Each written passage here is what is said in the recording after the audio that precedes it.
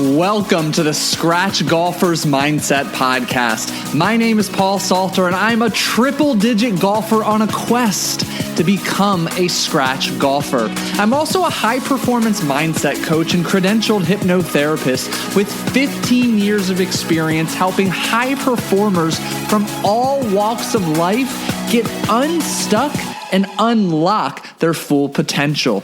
Join me each week as I not only detail my journey, but make mastering the mental game of golf simple, tangible, and relatable so that you can overcome the mental hazards keeping you stuck in the proverbial bunker of poor performance.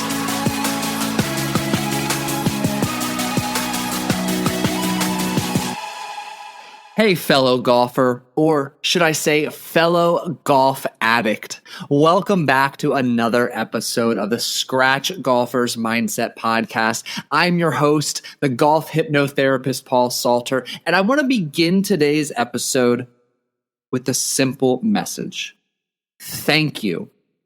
For you new listeners, for you OG listeners from the very beginning, thank you so much for consistently listening to the show, for leaving ratings, reviews, and continuously sharing and supporting the show. I have experienced a significant uptick in followers, listeners, overall show growth the past couple of weeks, and I owe all of that to you. It has been such a fun journey for me to create this podcast, to vulnerably share and showcase my journey. If you remember back in, the second or third episode, I led with, I just shot a 65, and there were quite a handful of mulligans in that 65. And here we are today, 20-something episodes in, and to be frank, really just getting started. Thank you. Thank you for your support. Thank you for continuing to listen. Thank you for the reviews and ratings if you've taken the time to leave one. And thank you for sharing the show. I sincerely appreciate it. If you're ever in the Tampa Bay area, reach out. Let me know. Let's get a round in together. I'm happy to do so. Would love the opportunity to meet you, learn from you, and play, of course, this great game of golf. All right. With that said, buckle up. We've got a lot to cover in today's episode. We're going to begin to ultimately deconstruct and then recreate your golf identity. We're going to invite in the concept of an alter ego. We're going to talk about Beyonce and Lady Gaga. We're going to talk about Slim Shady. I'm going to give you all of my notes and journaling revolving around my golf identity that I've literally crafted and clarified this week. And we're going to begin with a story and example from my mentor. Though the one reminder I want to share is in episode 20, I began to allude to after 2 rough rounds of 18 over the weekend that I was struggling to really feel like I had an identity as a golfer. I had an identity on the golf course. And lo and behold, divine timing, if you will, I recorded what might be the most powerful episode of the show to date with a gentleman by the name of Dr. Jason Novetsky. If you are a listener of Chasing Scratch, you may be very familiar with him and his work. We talked a lot about identity, creating an identity statement. You're going to hear mine later on in this episode. So that episode won't come out until late August. I believe it'll end up being episode 27. This is 21. So about 3 weeks from now, but mark your calendar. That is an episode you will not want to miss. It's an episode you will want to miss twice. Episode 20, this past episode, again, gives you a good foundational understanding of kind of the concept of golf identity, where, how, and why I was struggling. And really that served as the catalyst for today's episode. And I want to begin diving into this topic with both a question and a story. And the question, and this in my personal and professional experience, has proven to be one of the most powerful and productive questions I can ask either myself or my coaching clients. Who do you need to become to break 90? Who do you need to become to break 80, to shoot scratch? The ultimate core question being, who do you need to become to achieve blank? One of my mentors, potentially 4 years ago, he shared a story with me that helped illustrate the importance of this question. And the way he framed it was actually a personal story where he himself was walking alongside the beach in California with his mentor. And they saw a newly constructed house that was, finishing the final touches of development, getting the aesthetics all set up. And they had walked this path before together and begun to see this process unfold from early on in the beginning to this nearly finished product. And these are two gentlemen who are incredibly wealthy. I mean, we're talking multiple 7-figure businesses and multiple of them. And my mentor proceeds to tell me that he's having this conversation, beginning to run the numbers aloud with his mentor about what it takes to purchase this house. The house is listed at $25 million. If you put 20% down, the mortgage is this, the interest rate is that, and ultimately mathematically modeling, this is what it takes to purchase and reside in this $25 million home. And my mentor was beginning to digest the numbers and starting to apply it through the lens of his own business and financial situation, kind of articulating aloud how he could make it work. And as his mentor continued to patiently listen to him, he reached a point and he said to my mentor, "You're spot on, but you're missing the point of this conversation. It's simple to do the math or understand the journey that needs to be taken, the path that needs to be walked to purchase this home. But the real question is, who is the person that has the 25 million to purchase this home? Logically, technically, and an X's and O's standpoint, it's very simple to understand what needs to happen, how much money you need, how you can acquire and accrue that money to purchase this home, to put the down payment, and to successfully make every mortgage payment. But the real core of the matter is, who do you need to become? Who is the identity, the personality, the characteristics of the individual with that specific amount of wealth to purchase this home? And it spawned a very valuable teaching point that inevitably my mentor went along to pass on to me and the many others he's worked with, which begs us to ask the question, when we are aspiring to achieve a goal, in our case, it's break 90, break 80, and eventually become a scratch golfer. Let's be candid. Thousands upon thousands of people have walked that path and achieved that goal. There is a blueprint, and we'll talk more about that later on. You can go to Google and figure out the steps that these successful individuals have taken to achieve this goal. But the more important question that needs to be addressed first is, who do you need to become to achieve your goal of becoming a scratch golfer? Who is that individual? How does he speak to and about himself? What are his actions, his habits, his non-negotiable behaviors? What does he believe about himself? What he's worthy of, deserving of, and capable? What does he believe about life, about other people, about the game of golf, about the difference between what's fair and unfair, controllable and uncontrollable? What do his actions say about himself? How does he interact with others? What do other people say about him? What are his standards, his values, his processes? Who is this individual?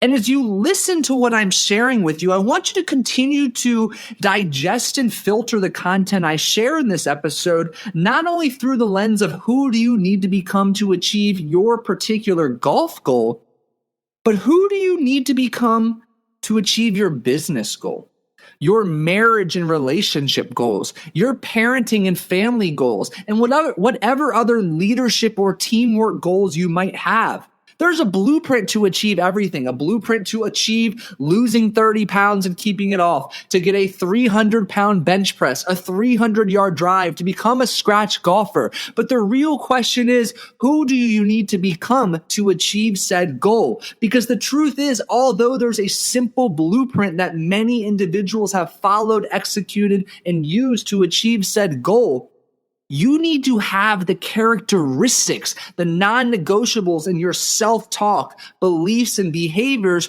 to see this process through until the end so that you can achieve this goal.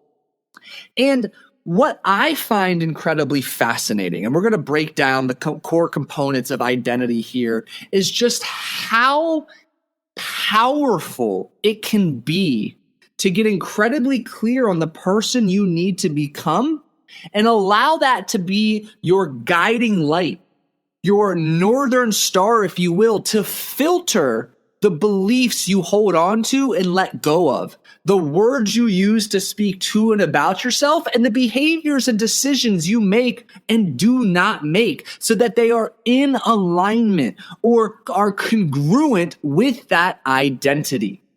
And there's a really cool concept out there known as the alter ego. You've likely heard of it in some capacity. And alter ego is really defined as a second self or a different version of yourself. And the reason I bring this up is because you've heard me talk before, and there will likely be a full episode about this, how at the end of the day, the core of who you are, how you let or take back control of emotions that attempt to hijack the driver's seat of your decision making, how you manage the what's the word I'm looking for? The origin and ultimately the downstream effect of some of these mental mindset programs that exist, some of which may be outdated, others which may actually serve you. And it can be difficult to separate who you are as an individual versus who you are on and off the golf course. Enter the alter ego. The alter ego is a powerful tool that, when used through a creative lens to cultivate an identity, a person, a version of you that you wish to step into effortlessly at the flip of a switch, it can be an invaluable and powerful tool to help you show up as a completely different person on the golf course. And allow me to give you a couple simple examples before sharing some famous examples you may recognize. Perhaps, for example, as you get to know me, I'm a pretty chill, easygoing guy. I like to have fun. I like to connect and converse with people. And although I am competitive, I don't outwardly express that competitive, arrogant, overly confident, cocky, want to kill and destroy you in every sporting or competitive endeavor from the onset. I slowly wait to get to know you before I kind of let that side of me shine. But when I step on the golf course or when I step in a business-like setting, I flip a switch. I dig deep and lead with that competition. I dial in another level of confidence. This is something I do when I lead in my public speaking, my small group workshops and coaching seminars. I flip a switch. The public speaking stage version you see of me, although it's me, he's a little bit different. He's got a swag, a vibe, an energy, just an indescribable, quiet confidence about him. It's curious. It's attractive. It makes you want to lean in and listen and hang on every word he says. And I've created that. And I'm in the process of trying to find and create this alter ego, this identity on the golf course too. But it's a tool. And some of the most successful people use this tool where they need to wear different hats or step into different roles that maybe their natural default state isn't extroverted, communicative, outgoing, inspirational, and excited. But in order to get to where they need to go, they create this new identity, this alter ego that allows them to flip a switch and step into that role for a succinct period of time. And one of the best examples of this that you may not be aware of is Beyonce. Did you know that Beyonce has an incredibly strong religious upbringing? And if you know anything about bootylicious Beyonce and Destiny's Child, well, you may be very quick to recognize, wait a second, there is some provocative language, all things sex appeal, ass shaking, and then some. There seems to be a bit of an incongruency between the Beyonce we see and this choir singing little girl so closely connected and deeply in love with her church and her faith. Well, enter Sasha Fierce. Sasha Fierce is Beyonce's extroverted alter ego. She created this alter ego, this second identity, as a way to express herself freely without guilt and shame while performing these suggestive, provocative lyrics and ultimately these sexy, bootylicious dance moves that really conflicted with her core religious beliefs, but she had a goal in her performance career, in her singing and vocal career, and she knew how she was at her core likely wasn't the path, the identity that was going to allow her to unleash all of the depth of her talent and achieve that goal. Again, enter Sasha Fierce. We see Eminem. You know Eminem, but you also know Slim Shady, who is M's violent alter ego. He uses as a way to express his anger, to talk about his childhood, his tough experiences, all things related to drug, to sexual abuse, to murder, and everything in between. That's Slim Shady's doing. It's his own separate identity, his outlet to express these violent, angry emotions. And the list goes on and on. Nicki Minaj has several alter egos. Lady Gaga's alter ego. And all of these are secondary identities that cultivate different skills for specific periods of times to achieve specific goals. And in the remainder of today's podcast, I want to break down the constituent parts of an identity and empower you with a framework, suggestions and strategies, and then an example of how you can use this to create a golfing identity that plays to your strengths and gives you a creative, safe outlet to express all of the skills and characteristics you know align with what is necessary to play to your potential. And buckle up. This is going to be a great fun ride. I'm excited to share my personal work on this as well. Now, with that said, let's break down what goes into an identity. So I know you're listening, but if you think of identity, and I'm doing a lot of hand motions here on video, which eventually these will get posted onto YouTube. You'll have an opportunity to watch them. Identity is our top of the piece of paper umbrella term. Your identity consists of, and I'm working in reverse order, so it's top down, eventually getting to the core. The sum of your results influences your identity. The sum of the decisions you make and the actions you take influence your results.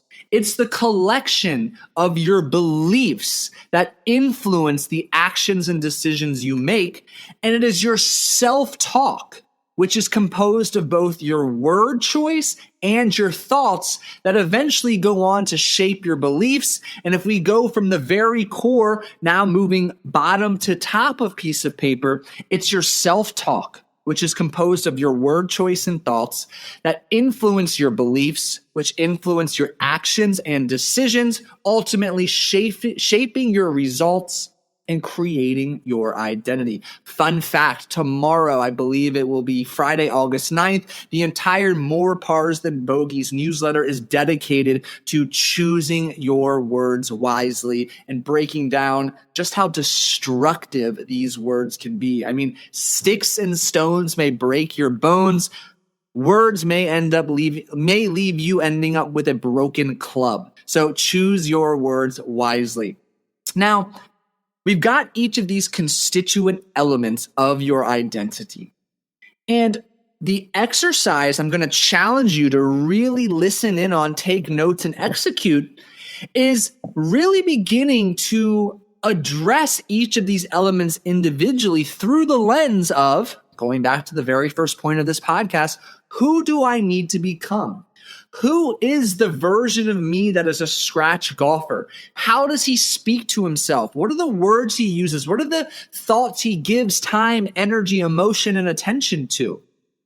And start to really write down a couple bullet points or examples of self-talk and thoughts that you know this best version of you speaks and thinks on a daily basis. What is this best version of you, this scratch golfer? Who do you need to become? What do the beliefs he holds look, feel, and sound like? What does he believe about himself, about the game of golf, about others, and about life? What are his non-negotiable actions, his habits, his daily routines that allow him to achieve this goal? And obviously, this in total will shape his result and create his identity. So literally, in a stepwise fashion, you want to get really clear on what are some of the words he uses. How does he speak to himself? What does he think about himself? How does he respond and think after a mistake, a poor shot, a bad hole, a bad round? What does he believe about his ability? Is he worthy, deserving, and capable of achieving his goal? And ultimately, what are the actions he takes, the decisions he makes? The actions he does not take, what he says no to, the decisions he does not make that go hand in hand with influencing his results, consistently shooting par, being the goal for me, and therefore his identity. And when you do all of this, you are ultimately able to begin putting this together to write a few short sentences to craft what is now known in my vernacular, thanks to Dr. Novetzky, as an identity statement. And you can go even further. And I did do this, and I'll share you an example here shortly, and get incredibly clear about what it is you value, specifically through the lens of the game of golf. What are your standards in the game of golf? The things and the aspects of the game, your preparation and your relationship with golf that you will not compromise on. These further help build a strong foundation to cultivate your identity upon. And I really like to go even deeper into setting non-negotiables. I'm a big believer on being clear on not only the goals you wish to achieve, which next episode I'm going to do my full goal breakdown and how the exact blueprint and roadmap I will break 90 by November 13th. And when that episode comes out, I'll be between, I think, 95 and 100 days from making that happen. So that'll be fun. But your actions need to align with your goal. So allow me to share an example of, I'm literally reading from my journal right now. And I'm doing my best to keep it organized as my journal's a little all over the place. But when it comes to self-talk, my self-talk, especially as a scratch golfer, a goal that I have not achieved yet, boom, already paying attention to my word choice yet. Including the word yet is indicative that although I'm not quite where I want to be, I'm on the right path. I'm going there and I will get there. So my self-talk is infused with a deep sense of belief, a deep sense of positivity, hope, and optimism. It's rooted in patience. I am my biggest cheerleader, supporter, and fan. I pick myself up. I have a positive relationship with myself. Even when I shank one out of bounds or end up in the water, I remain positive, patient, hopeful, and optimistic with myself. And I let my words really align and back up that belief and sentiment. I don't use the word but to rob myself, to undercut or take away from my successes, wins, or highlights. I don't speak in absolutes using words like always, never, or every time, because that's not true. I'm able to use my word choice to lift me up. And as a result, because words are literally the building blocks of your mental sentences, otherwise known as your thoughts, my thoughts are transformed. They're positive, they're optimistic, they're inspirational, they're upbeat, they're encouraging. And that's really important, especially when it comes to not only fostering a growth mindset, but also something Dr. Novetzky and I talked about on that podcast is really honing in on a neutral mindset. Because sometimes you're going to be very quick to want to go to a dark place out of frustration, anger, shame, guilt, regret, disappointment. And flipping the switch immediately to something positive, overly happy and joyful might be counterproductive. So learning to live in the gray area, this neutral mindset, can be a very powerful place to be. In fact, learning to grow more comfortable spending time here can become one of your hidden superpowers. So then when it comes to my beliefs, I absolutely believe I am deserving, worthy, and capable of achieving the goal of becoming a scratch golfer. And how I reinforce that belief is with past evidence and characteristics of who I am and what I wish to stand for and embody. This is where we start inviting in standards and values. Nobody's going to outwork me. I am very proud of my work ethic, my holistic work ethic. I'm not short-sighting or shortchanging, rather, any aspects of the game. There's a big focus, obviously, on the mental and emotional part, but every aspect of the technical game, I am such a student, a sponge, and a learner of the game right now because I'm coming in pretty blank, pretty young, pretty naive on the technical aspect of the game. And I'm approaching all of this with a beginner's mindset, something I do and I take great pride in. When I have these expert guests on the podcast, I show up with a beginner's mindset, really as a student of the game, to absorb and learn as much as I can from these individuals. I jokingly said this before, even though I'm serious. It's a selfish endeavor. I get to learn and get to share that information with you. But first and foremost, I'm asking questions to help me improve my game as well, because it allows me to further digest, relate, and then package it and teach and share it with you as well. It's truly a win-win-win situation. So I've got this work ethic. I've got this beginner's mindset. I've got a resounding belief in myself. I have several past examples in my life where I have shown if I choose a goal clearly, I attach an emotional why to it, which we'll talk about in a later episode. I create a plan and I ruthlessly and relentlessly stick to the plan. Success and achievement comes. So I know I'm capable of doing hard things that people said, yeah, right, you'll never accomplish. And I use that as fuel. So I use the opinions and the judgments of others as fuel. It fuels my work ethic. It helps me lean into even more discomfort during those rocky, challenging, frustrating times. I also added into my golf identity another characteristic here. I'm fucking physically strong. I've got a competitive powerlifting and bodybuilding background, and I am taking it upon myself to seek the right help from TPI certified fitness coaches and getting the right swing coaches on board to allow me to harness the raw potential and strength I have so that I can maximize the potential of my body, the decades I put in the gym when it comes to my golf swing on the course. I want to take a fucking aggressive, strong approach. I want to be absolutely ripping it off the tee, smashing my irons so that when someone sees or asks me how long I hit a certain club, they pause, they hesitate for a second. Wait, really? You hit it how far? Wait, how far do you hit your 3-wood? That's where I'm really pushing my identity. And that means my work ethic in the gym, a diligent approach to getting the right coaching, the right exercises, the stretching, the mobility, the core work, and the strength, heavy lifting. I am prioritizing all of that because it shapes my identity, wanting to become this aggressive, strong golfer that allows this to ultimately serve as a psychological mental edge as well. Because my goal, not only in becoming a scratch golfer, is I want to compete here locally and regionally. I want there to be an element of intimidation. I want to go to psychological war with my opponents in a fun, friendly, enjoyable way. But again, in my mind, I want to absolutely dominate you. So my actions are in alignment with this identity, this alter ego I am creating. And another couple characteristics that I wrote down is confident, prepared. I'm the guy with the cooler. I have a background as a high performance dietitian. I've got the food, I've got the fluids, I've got the electrolytes, I've got the nutrition plan dialed in pre, during, and after. I am focused. My pre-shot routine is ruthlessly executed, and I am competitive. I bring a winning mindset, really reminding myself every single day before every round.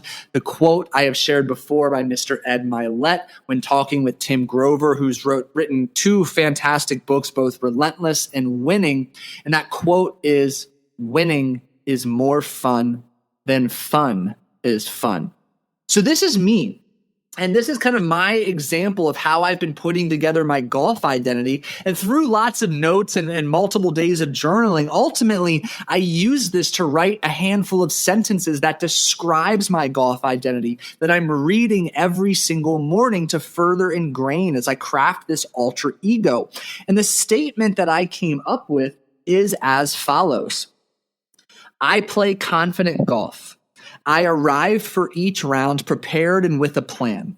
I find great fun competing with myself and others, and I enjoy achieving the goals I set for my round. I trust every aspect of my game, especially what I've been working on most lately. I maintain a state of equanimity, clear-headedness, and focus during the round while also enjoying the company of my playing group. I take an aggressive attitude and approach to my course plan and always remember that the next shot is the most important shot. I'm grateful for all the game of golf teaches me and the people it connects me with. And this is kind of a brief synopsis of the golf identity that I have created and will continue to fine-tune, upgrade, and optimize over the coming months and years. And I'm hopeful that you found this framework, some of these thought patterns and these examples powerful and encouraging to help you show up as the golfer you both want to and are capable of being consistently on the course. And again, a lot of this was born out of my last weekend playing where I felt inconsistent in both self-trust and confidence. My swing was reflective of that. I was stopping my swing and not swinging through the ball. And I'd had enough of that bullshit. I am not settling for that. I need to be better. I will be better. I am better. And it really spawned the drive to create this and make this happen.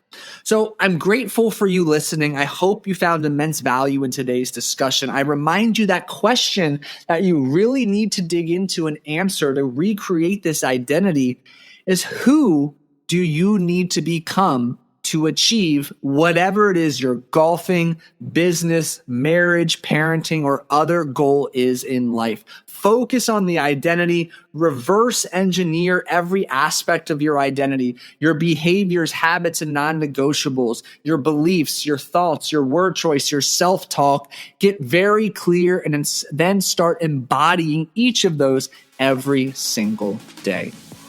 Well, thank you again for listening to another episode of the Scratch Golfer's Mindset Podcast. If you found today valuable, share it with a fellow golfing buddy. Take 30 seconds to leave a rating and review on Apple Podcasts, Spotify, wherever you are listening to today's show. It means the world to me and goes a long way in helping me continue to achieve one of my goals, which is growing this show. Have a fantastic day, an incredible round ahead, and I'll catch you in the next episode.